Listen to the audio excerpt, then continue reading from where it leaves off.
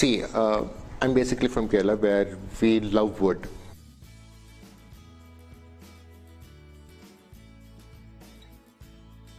Antique piece is something that I'm crazy about. An idea that Joby gave me, I was amazed to know first and foremost that it was like 800 years old. It got the whole story of Ramayana around. He kept on probing as to what is your requirement, as to how should the crockery look, do I believe in Vastu. He had understood what my personal likes, dislikes are, and he had implemented the same thing as per my expectations.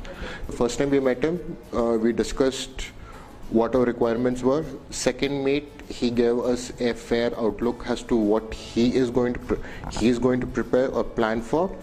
Third, we concluded the plan.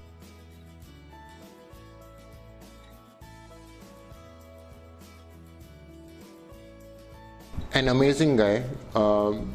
Keep up the good work. Word of mouth will always speak. I myself have got a lot of questions, a lot of references from my friends asking, like, who your interior designer was.